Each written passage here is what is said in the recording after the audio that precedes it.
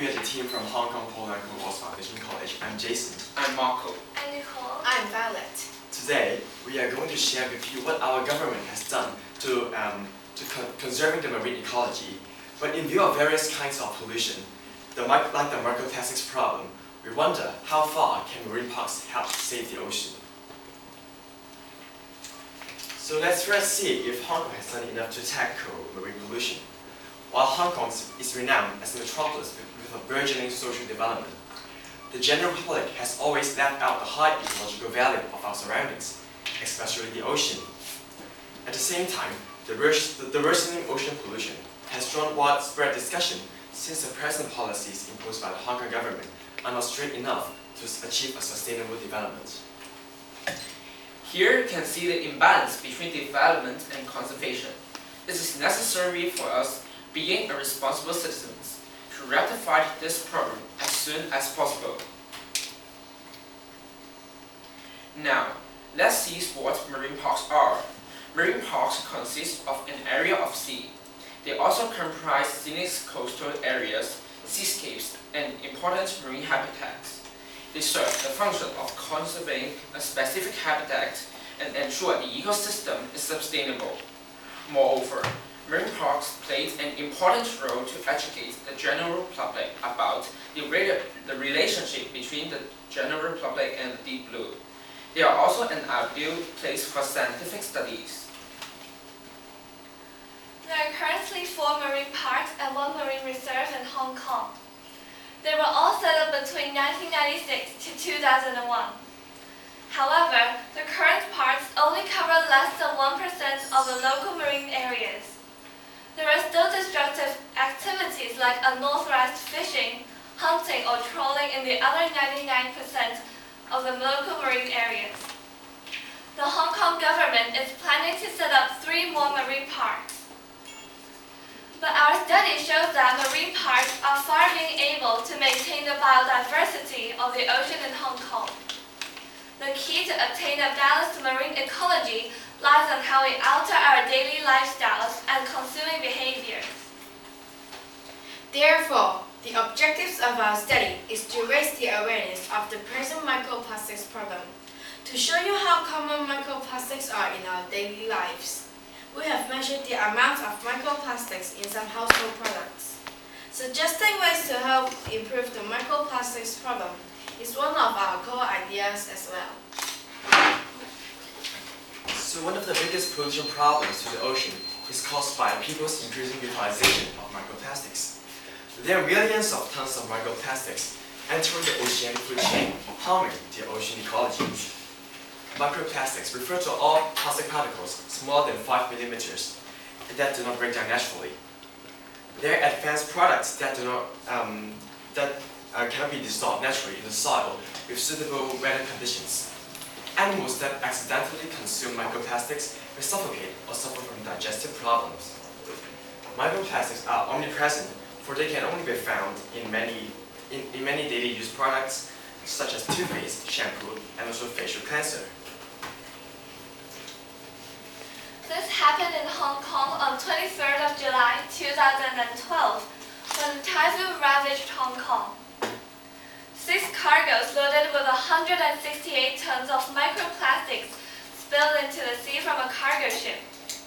These plastics became marine debris and were distributed in the 7 waters of Hong Kong and along the shoreline. This has not only caused extensive environmental pollution, but it also adversely affected the local fisheries. Hong Kong is not the sole victim of the microplastics problem. This is a news report about the huge amount of microplastics found in Tokyo Bay. A professor of Tokyo University has conducted a report suggesting that there are 24 microplastics in each cubic meter of seawater, which mostly come from the supermarket shopping bags and plastic bottle caps. Here is a piece of news from the Natural World News. A research in 2009 showed that microplastics in ice cores are across the seafloor, the ocean, and every beach worldwide.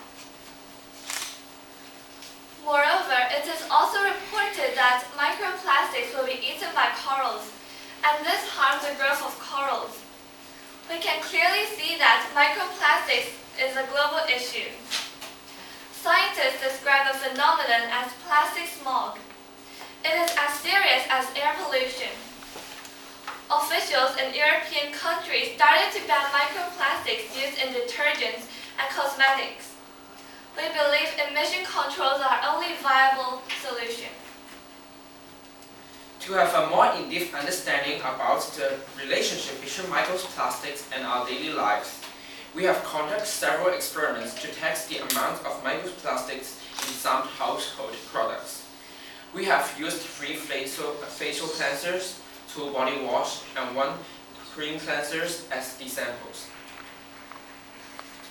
The samples are first diluted, then filtered, followed by oven dried and weighed finally. These photos were taken during the experiment. The chart here shows the findings of our experiment. In facial cleanser 1, 2, and 3, the percentage of microplastics by weight is 84%, 78%, and 78% respectively. For body wash 1 and 2, the percentage of microplastics by weight is 6% and 66%. Lastly, 70% of weight of the utensil cleanser is microplastics. And with regards to the data we've collected, we can clearly see that there's abundance of microplastics in our daily lives. The increase of the amount of microplastics is closely related to our consuming behaviors. Why I say so? And I believe many of you use facial cleansers every day, and our study has shown that the amount of microplastics in facial cleansers is more than that of body washes and utensil cleansers. The reason is that microplastics can increase the friction and thus increase the effectiveness of skin polishing.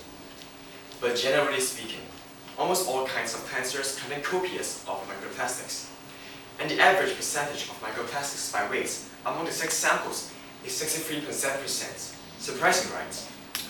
If we fail to alter our lifestyles, the consequence of continuous consumption of microplastics will be the further exacerbation of the marine ecology. After noticing the abundance of microplastics and grave adverse effect caused, we should all join hands to rectify the problem as soon as possible. Each of us plays an important role in restoring the water quality, relieving the burden of our ocean, and making the environment sustainable. On one hand, the government can implement more stringent policies and provide economic incentives for manufacturers to use alternative materials to replace microplastics in their products. On the other hand, the manufacturer bears the responsibility to phase out the use of microplastics. It is crucial to use alternatives to replace microplastics. For you and me, using more natural products such as natural soap and detergents is one of the direct ways to help relieving the problem of microplastics. Our team would like to raise awareness that the future of the ocean is largely depends on how we alter our daily lifestyles. Immediate action should be taken if we want to sustain this valuable natural resource, the ocean. Conservation efforts should not be done only by the government. Therefore, merely constructing marine parks is not enough to fulfill the sustainable development of the ocean. Let's join the fight and embrace a brighter future. Hope you will enjoy with us, and thank you for your attention.